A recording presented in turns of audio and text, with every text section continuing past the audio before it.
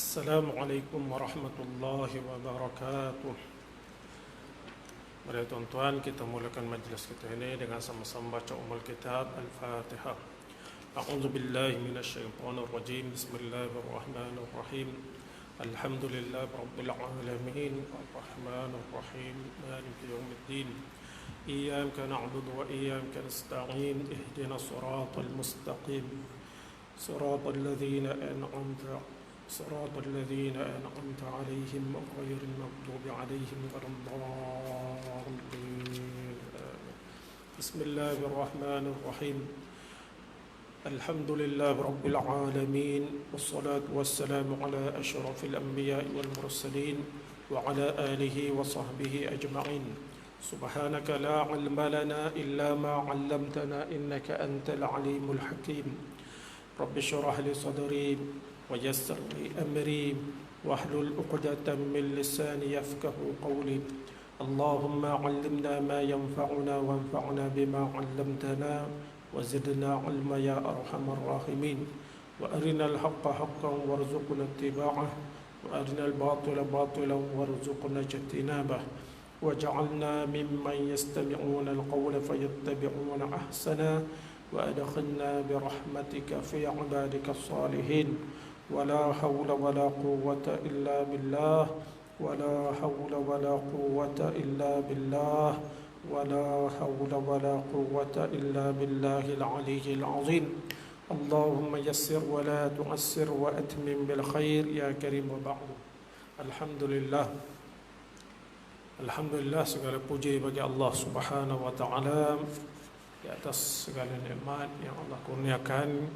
Dan alhamdulillah, pada minggu lepas kita telah membaca beberapa tajuk yang berkaitan dengan orang-orang, golongan-golongan yang perlu kita beri bantuan kepadanya, dan juga peringkat-peringkat keutamaan siapa yang perlu kita dahulukan, yang dikemudiankan, dan yang seterusnya.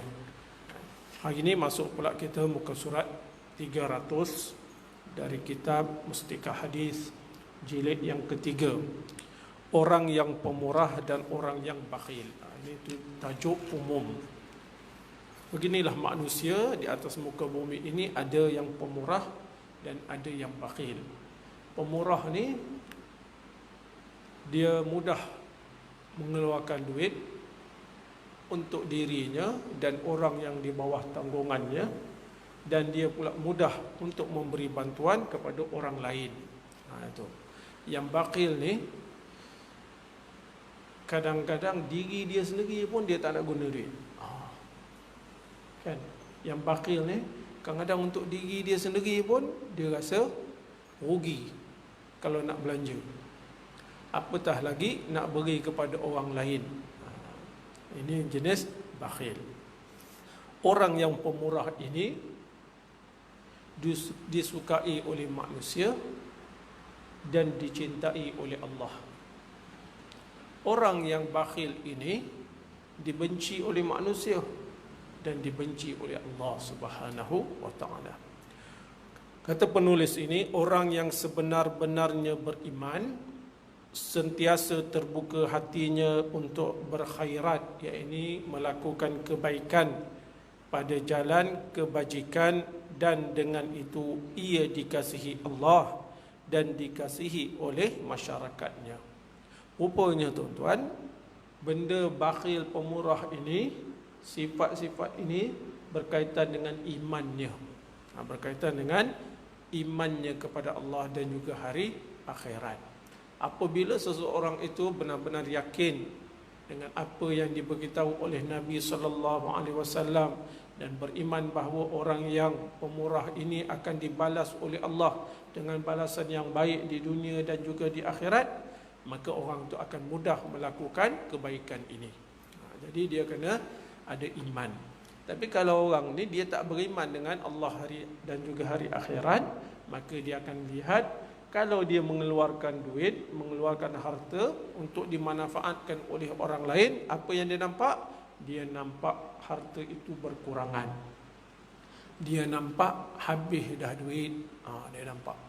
Tapi dia tak nampak pahala kesenangan yang Allah janjikan untuk orang-orang yang pemurah. Sebaliknya, orang yang tipis imannya akan tertutup hatinya untuk membantu orang-orang yang memerlukan bantuan, sehingga ia sebati dengan sifat bakhil kedekut yang dimurkai Allah dan dikeji oleh manusia. Kalau ada orang terikut-ikut sifat bakhil, semua manusia sayang kepada harta, itu memang biasa. Semua manusia sayang kepada duit dia. Tapi dengan iman itu mendidik manusia ini mengikis perasaan cinta kepada harta itu, sehingga menyebabkan kita menjadi kedekut. Iman tadi itu. Maka orang beriman ini dia akan berusaha, dia akan melatih diri dia untuk menjadi seorang yang pemurah. Lama kelamaan dia menjadi seorang yang pemurah kalau dia asyik berlatih menderma dan sebagainya. Kalau tidak, dia akan duduklah, dia takut cinta kepada harta, sehingga kadang-kadang membawa kepada sifat bakhil. Rugilah, dia rugi. Jadi sifat cinta kepada harta, cinta kepada kesenangan, ini semua orang ada. Apatah lagi kita nak dapat duit tu payah. Semua orang sayang. Tapi iman tadi ni mengajar, mendidik manusia itu untuk beralih daripada nama sebagai bakhil kepada nama sebagai seorang yang pemurah, gitu. Dan Allah janjikan kebaikan. Ini diterangkan di dalam Al-Quran dan juga diterangkan di dalam hadis-hadis yang berikut, yakni dalam surah Al-Ma'un, kan? Al-Ma'un itu disebut bahawa orang yang bakhil itu disifatkan sebagai orang yang mendustakan agama dan juga hari pembalasan. Orang yang bakhil ini dianggap sebagai orang yang mendustakan agama dan juga hari pembalasan. Baik, hadis An Abi Sa'id radhiyallahu anhu qala qala Rasulullah sallallahu alaihi wasallam khaslatan la tajtami'ani fi mu'min al-bukhlu wa su'ul khuluq. Dari Sayyiduna Abu Sa'id Al-Khudri radhiyallahu anhu, katanya Rasulullah sallallahu alaihi wasallam telah bersabda, dua perkara tidak sepatutnya berhimpun pada diri seseorang mukmin yang sempurna imannya. Makna mukmin yang sempurna iman ni, dua sifat ini tidak akan ada pada dirinya. Diri orang yang sempurna iman ni. Pertama apa? Sifat bakhil yang sebati, sifat bakhil yang diikuti. Teruk sangat. Dan yang kedua, akhlak yang buruk yang berterusan dilakukan. Akhlak yang buruk yang berterusan, asyik macam tu je, buruk akhlak tu. Yang ini katanya tidak akan berhimpun di dalam diri seorang mukmin. Kata nota kaki di bawah ni, Mishkatul Masabih, ini kitab hadis. Meskipun hadis ini hadis dhaif, dia kata hadis ini dhaif dari segi sanad dia, tetapi ia disokong oleh sebuah hadis yang lain. Dia dhaif, tetapi dia dikuatkan, disokong oleh hadis dalam riwayat Nasa'i yang bermaksud sifat bakhil dan iman tidak akan berhimpun dalam hati seorang hamba selama-lamanya. Yakni bakhil dan iman tidak akan bersatu di dalam hati seorang mukmin. Bakhil ni kedekut, teruk lagi daripada kedekut. Baik, an Abi Bakrin As-Siddiq radhiyallahu anhu qala Rasulullah sallallahu alaihi wasallam la yadkhulul jannata khibbun wala bakhilun wala mannanun. Dari Sayyidina Abu Bakar As-Siddiq radhiyallahu anhu, katanya Rasulullah sallallahu alaihi wasallam telah bersabda, tidak akan masuk syurga orang yang menjadi penipu. Ya, ini kuat sangat menipu dia, dan tidak bertaubat. Tidak juga orang yang bersifat bakhil, yakni tidak akan masuk syurga orang yang penipu, dan juga orang yang bersifat bakhil, dan juga orang yang suka membangkit bantuan yang telah diberikannya. Kata hadis ini gitu, tiga sifat yang keji. Ini penipu, bakhil, dan suka mengungkit kebaikan bantuan yang diberi. Ungkit pasal apa? Nak menyakitkan hati orang yang menerima dan sebagainya. Dalam nota kaki disebut, menurut huraian para ulama rahimahullahu ta'ala, orang-orang yang bersifat demikian terhalang daripada memasuki syurga, sehinggalah mereka bersih daripada sifat-sifat yang buruk itu.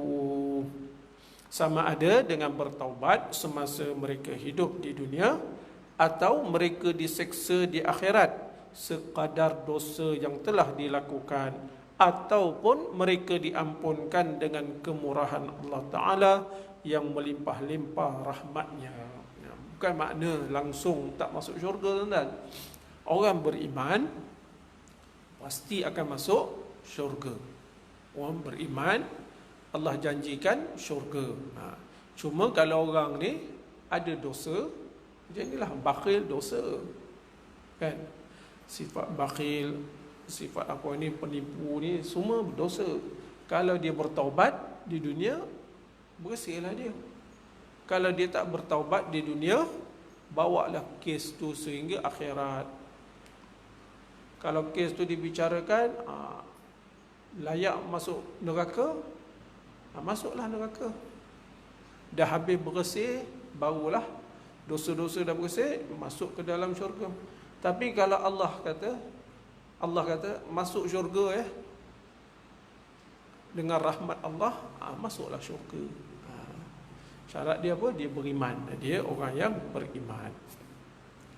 Orang yang dermawan, yang selalu bersifat, yang selalu bersedekah dan berkhairat pada jalan kebajikan. Tadi cerita sifat-sifat yang tidak baik, yang perlu kita kikis. Tapi Islam tak suruh pula kita terlampau boros. Boros pun jangan, bakhil pun jangan. Kan?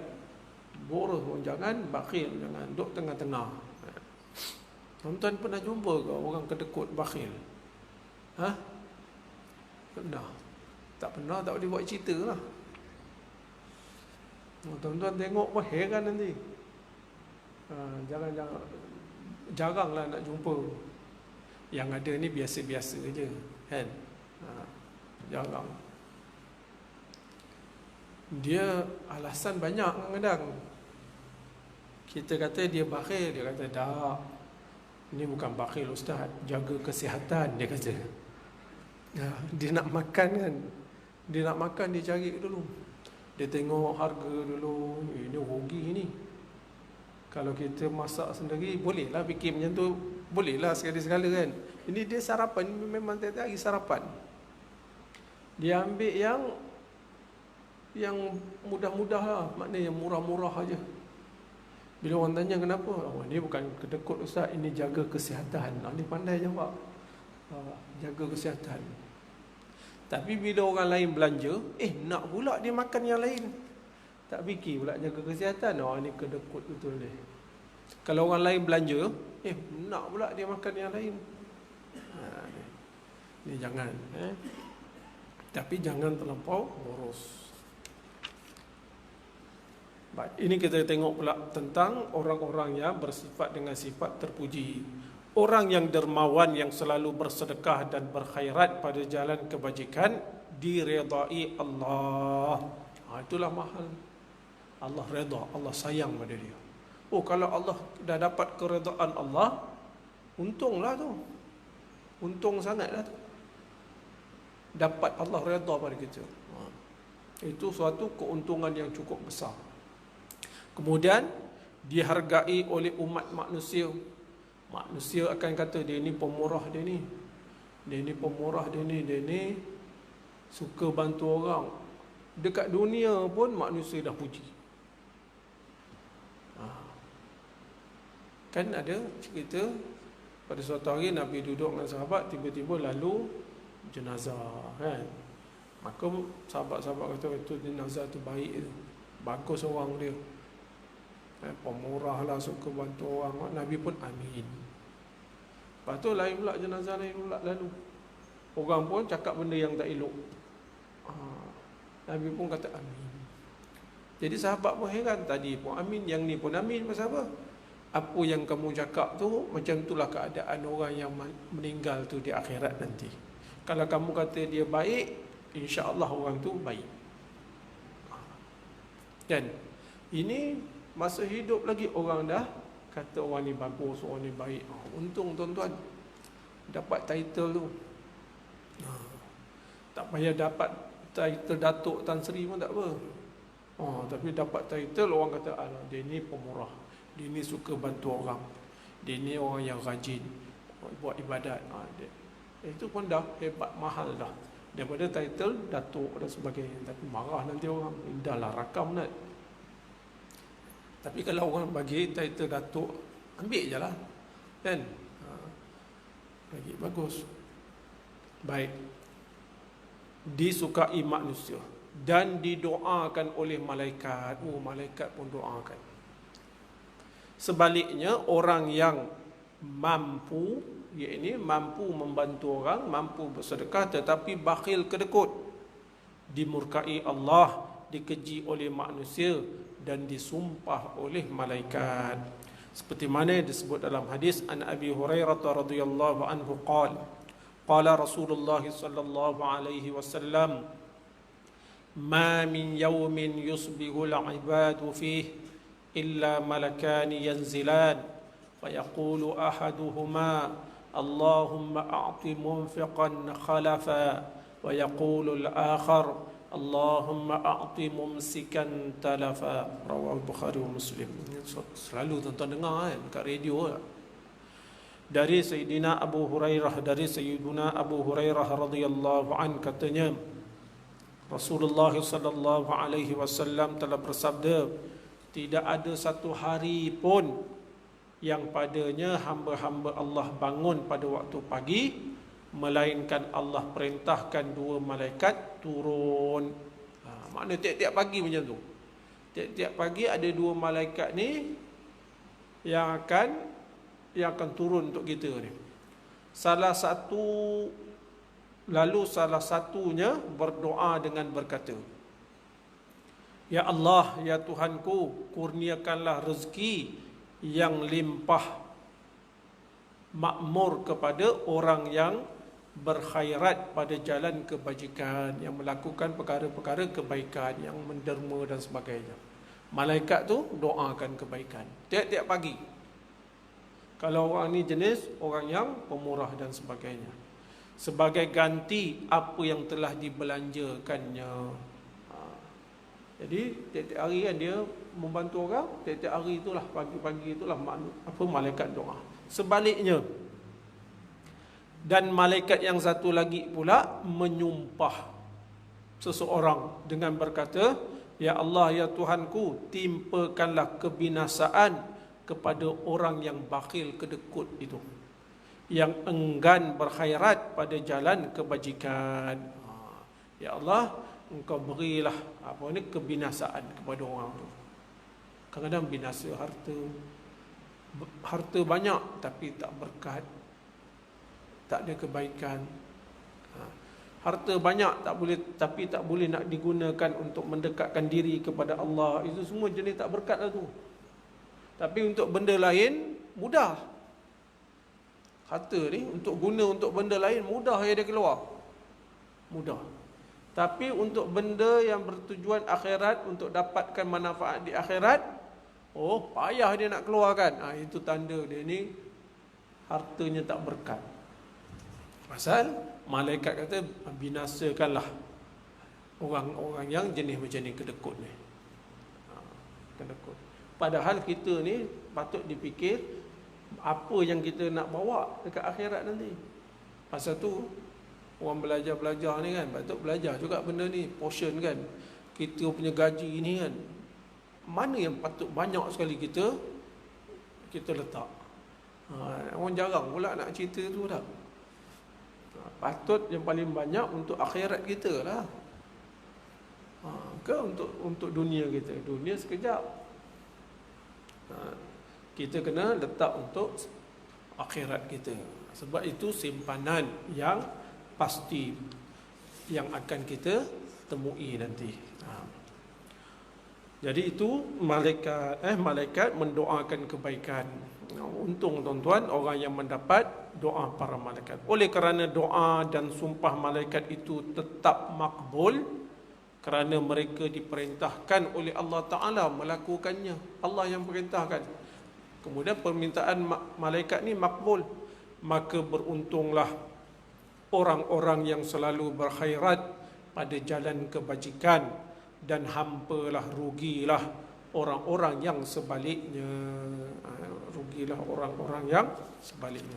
Dalam hadis lain, Anil Hasan radhiyallahu anhu qala Rasulullah sallallahu alaihi wasallam fima yarwi ar-rabbih azza wa jalla annahu yaqul ya ibna adam ufruq min kanzika indi wala haraqa wala gharaqa wala saraq ufikahu ahwaja ma takunu ilaihi. Dari Hasan radhiyallahu an, katanya Rasulullah sallallahu alaihi wasallam telah bersabda dalam hadis qudsi yang disampaikan dari Tuhannya. Ini Allah berfirman. Ini hadis qudsi yang disebut oleh Nabi sallallahu alaihi wasallam. Apa kata Allah? Allah berfirman, wahai anak Adam, belanjakan pada jalan kebajikan dan simpanlah di sisiku dari hartamu yang engkau kumpulkan. Allah perintahkan. Apa? Belanjakanlah harta yang aku bagi ini pada jalan kebajikan, dan simpankanlah di sisiku dari hartamu yang engkau kumpulkan. Dengan itu akan terselamatlah ia, harta itu, daripada terbakar atau tenggelam di dasar laut ataupun dicuri orang. Makna kamu simpan baik-baik harta ni pada aku. Makna untuk akhirat. Harta yang disimpan ke akhirat tu boleh tenggelam ke, boleh terbakar. Mana ada, boleh dicuri orang, tak boleh. Simpan. Kamu simpan di sisiku daripada harta kamu. Yang kamu nak belanja, tapi kamu kena ingat simpanan kamu di sisi aku untuk akhirat. Kalau kamu buat begitu, ada simpanan ni semua, nescaya aku akan berikan balik hartamu itu dengan sempurna dalam masa engkau sangat-sangat memerlukannya. Kata Allah. Allah janji ni, nescaya aku akan berikan balik harta itu dengan sempurna di dalam masa engkau sangat-sangat memerlukannya. Harta tu aku akan bagi balik. Orang masuk saham kan, orang masuk bank ni setahun dapat gini, kau main berlari-lari nak masuk pula. Masa dia kata ini dapat ni, setahun dapat begini, setahun dapat begini. Tak ada satu dunia, tak ada satu bank pun dalam dunia ni yang boleh bagi seperti mana yang Allah bagi, tak ada. Tapi orang percayalah, tak ada masalah kan, tak ada masalah. Tapi jangan lupa saham untuk akhirat, itu je. Sebab Allah janji, aku akan bagi balik pada kamu ketika kamu amat memerlukannya. Bagi balik pula bukan macam sini 10%, 10%, tak ada. 10% pun jarang kat dunia ni. Paling kurang 10 kali ganda. Itu paling kurang. 10 kali ganda tu 10% ke? Cuba orang matematik cakap. Saya nak tanya. 10 kali ganda tu 10% ke? Mana ada? Kan? 1 dibalas 10. Itu paling kurang. Kadang takut orang faham, sama ya macam 10% je. Lain, 10% lain. Kalau duit kita RM100, 10% RM10. Maknanya simpan RM100, setahun baru dapat RM10. Pandai ke tak pandai berniaga tu? Pandai ke tak pandai berniaga? RM100 simpan, keuntungan apa? Setahun 10%. RM10 dia dapat setahun berniaga. Apa tu? Berniaga setahun dapat RM10 untung. Awak nak? Tak nak tak? Sikit. Tapi yang agama cakap, buat kebajikan ni 1 ganda sampai 10. Maknanya kalau RM100, kamu buat kebaikan dengan RM100, diganda jadi RM1,000. Itu baru untung. Itu paling minimum. Kemudian Allah tambah gandaan itu sehingga 700 kali ganda. Dan Allah gandakan lagi tanpa batas had. Ikut keikhlasan seseorang, kepayahan seseorang. Kadang-kadang orang ni dia ada RM100, dia ada. Tapi dia bagi derma, kita kata RM5. Dia ada RM100, dia bagi derma RM5. Ada orang dia ada RM1,000. Ini cerita senang lah. Dia ada RM1,000, tapi dia bagi RM5 juga. Mana yang bernilai, yang lebih mahal? Ataupun RM1,000 tu bagi RM10, mana yang tinggi nilaian? Bukan yang RM10 tu lebih besar, tak semesti. Sebab nisbah apa yang dia ada dengan dia keluar tu, peratusnya rendah berbanding orang yang RM100 keluar RM5. RM100 keluar RM5, makna 5% daripada harta dia. RM1,000 keluar RM10, jadi berapa? Berapa peratus? Kalau 1,000, 100%, 10%, RM100. 5%, RM50. Ini 10%. Tak tahu nak kira lah. 0.01. Betul? RM10. 0.1%. Kan? 0.1. Agaknya kot. Macam tu lah. Dengan orang yang 5%. Tapi bila kita buat benda-benda kebaikan ni, kebajikan ni, ingat ini Allah yang janji. Allah yang janji, bukan bank janji. Allah janji pasti benar. Allah janji pasti benar. Dan Allah kata, Allah akan beri kepada kamu ketika mana kamu amat memerlukannya. Itu kat akhirat. Kat dunia ni pun Allah beri. Allah balas kebaikan itu di dunia pun diberi. Ini kelebihan orang yang pemurah. Sebaliknya, orang yang senantiasa bermurah hati dan bersifat dermawan, dia dimewahkan rezekinya dan diberikan balasan yang berganda-ganda. Yang tadi hadis tadi cerita Allah simpan dan Allah akan beri balik ketika mana kita amat memerlukan. Dalam hadis ni pula kata apa? Orang yang bermurah hati ini dimewahkan rezekinya dan diberikan balasan berganda-ganda. Ana Abi Umamah radhiyallahu anhu qala Abu Dzar, ya Nabi Allah, ara'aita as-sadaqata madha hiya? Qal ad'afun mudha'afah wa indallahi al-mazid. Dari Abu Umamah radhiyallahu anhu, katanya Abu Dzar ada bertanya, seorang sahabat ni yang bernama Abu Dzar radhiyallahu an ada bertanya. Apa kata Abu Dzar? Ya Nabi Allah, terangkanlah setakat mana pahala sedekah itu.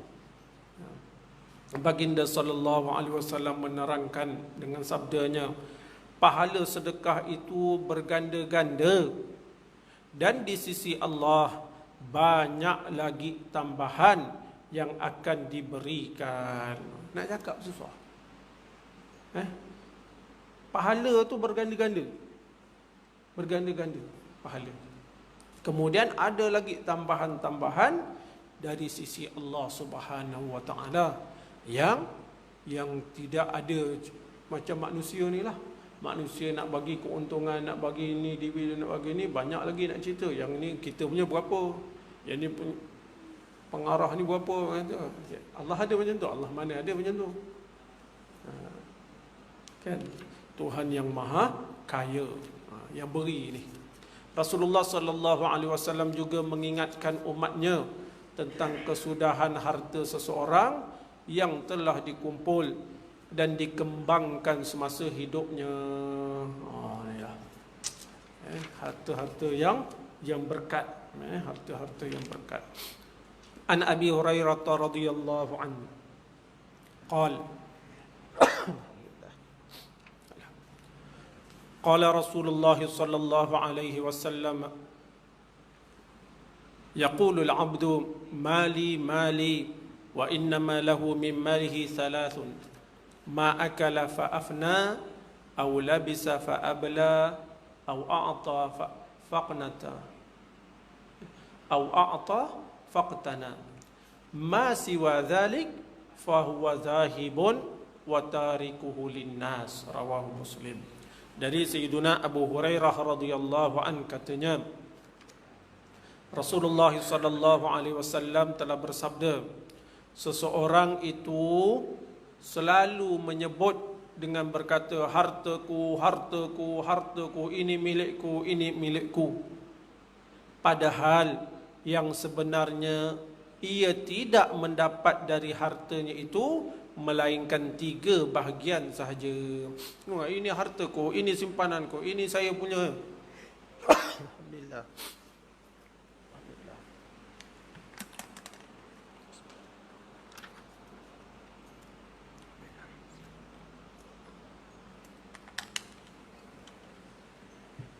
Ini saya punya, ini saya punya. Sedangkan yang dia punya itu hanya 3 je. Yang pertama apa? Yang pertama, apa yang ia belanjakan untuk makan minumnya, lalu ia habiskan untuk itu. Apa yang dia telah gunakan untuk makan minum, kemudian makanan tu memang masuk mulut, minuman memang masuk mulut, itulah yang dia punya. Itu ya kamu punya.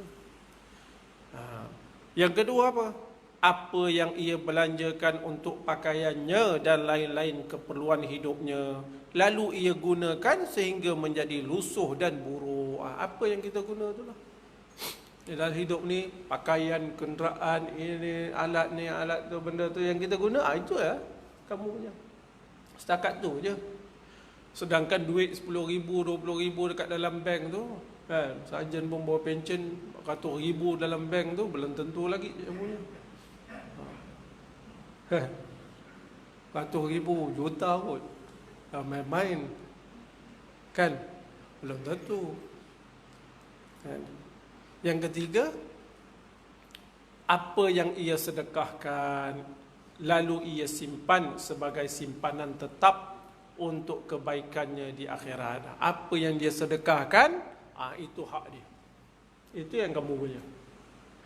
Yang tak sedekah, yang lain daripada itu, maka semuanya akan lenyap dan akan ditinggalkannya kepada orang ramai, iaitu waris-warisnya. Yang kamu punya setakat itu. Apa yang kita makan, minum, yang kita guna, kita pakai, guna, itu kita punya. Makna manfaat itu kita dapat. Manfaat itu kita perolehi. Dan begitu juga sedekah. Benda yang kita sedekah, kita gunakan untuk bantu orang, keluarkan duit ni semua, itu semua milik kita. Minggu lepas saya cerita kan, itu semua milik kita. Yang dalam bank belum tentu milik kita. Cuma letak nama je atas nama kita, tapi belum tentu kita boleh guna. Kalau kita tak boleh guna, kita boleh dapat ke manfaat? Itu cuba fikir. Kita tak boleh guna duit tu, tapi nama kita kira dapat manfaat ke?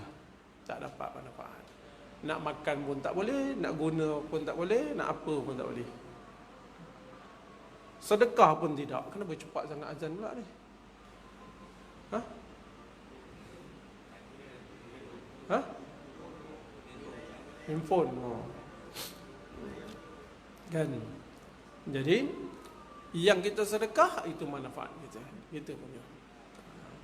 Lepas tu kadang-kadang ada orang, ini orang rugilah, rugi. Dia bekerja bersungguh-sungguh. Dia sibuk tentang warisnya. Dia sibuk tentang waris. Dia suruh kita tinggalkan harta untuk waris. Jangan sampai kita biarkan waris kita ni, anak-anak meminta-minta pada orang. Setakat tu je. Jangan sampai meminta-minta. Tapi orang ni bertungkus lumus kerja, simpan. Tapi dia tidak buat simpanan akhirat dia sendiri. Akhirnya meninggal dunia dalam keadaan macam tu. Padahal dia boleh beribadat dengan harta dia tadi. Dia boleh kumpul simpanan tetap akhirat dia tadi tu, tapi dia tak buat. Tak apa, nanti. Kemudian nanti. Akhirnya datanglah maut. Akhirnya orang tu masuk dalam kubur dalam keadaan miskin. Anak waris-waris yang dapat harta tu, akhirnya waris yang guna, waris yang ambil manfaat. Rugi ke tak rugi orang jadi gitu? Itu orang yang miskin sebenarnya. Orang yang sebenar-benarnya miskin, orang macam itulah. Dia ada duit tapi dia tak boleh guna. Miskin ke tak miskin? Oh, itu memang papa kedana sungguh tu. Tak boleh guna. Dia pun tak nak guna. Itu rugi. Orang yang rugi. Tapi apa yang kita makan, apa yang kita guna, apa yang kita bantu orang, itulah hak yang kita punya. Yang kita punya. Makan, minum, pakaian ni semua dia rosak habis. Tapi sedekah kita, bantuan kita kepada orang, itu simpan dalam simpanan fixed deposit di akhirat nanti. Simpan di sana fixed deposit.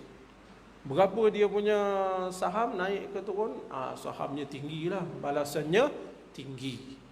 Balasannya tinggi. Mudah-mudahan tuan-tuan kita carilah jalan tuan-tuan supaya kita memperbanyakkan simpanan tetap kita. Simpanan hari tua dah banyak ramai orang dah kan, siapkan. Tapi simpanan selepas mati ni kita kena perbanyakkan, sebab tak ada orang akan tolong kita. Kita kena fikir, kitalah kena tolong diri kita sendiri. Dan Allah pun dah bagi nikmat macam-macam pada kita, supaya kita gunakan nikmat itu untuk tolong diri kita sendiri. Tapi yang paling rugi siapa? Allah bagi orang tu nikmat macam-macam, kehebatan, macam-macam keistimewaan yang Allah beri pada orang tu, tapi orang tu sendiri tak reti nak guna keistimewaan tersebut untuk dirinya, untuk kebaikan dirinya di akhirat nanti. Itu orang yang paling rugi, paling rugi. Jadi cukup tuan-tuan, mudah-mudahan Allah tunjukkan kepada kita jalan-jalan untuk mencari jalan-jalan simpanan akhirat ini. Mudah-mudahan kita beruntung di dunia dan juga di akhirat, dan setiap bantuan yang kita beri Allah janjikan balasan pahala yang berlipat kali ganda, dan Allah janjikan kebaikan yang bertambah-tambah berlipat kali ganda ketika mana manusia itu masih lagi hidup di atas muka bumi ini. Jadi cukup sekadar tu, dan kita tangguhkan majlis dengan sama-sama membaca tasbih kafarah dan suratul Asr. Bismillahirrahmanirrahim. Subhanakallahumma bihamdik, asyhadu an la ilaha illa anta, astaghfiruka wa atubu ilaik. Bismillahirrahmanirrahim. Wal 'asr, innal insana lafi khusr illa alladhina amanu wa 'amilus solihat wa tawasaw bil haqq wa tawasaw bis sabr. Assalamualaikum warahmatullahi wabarakatuh.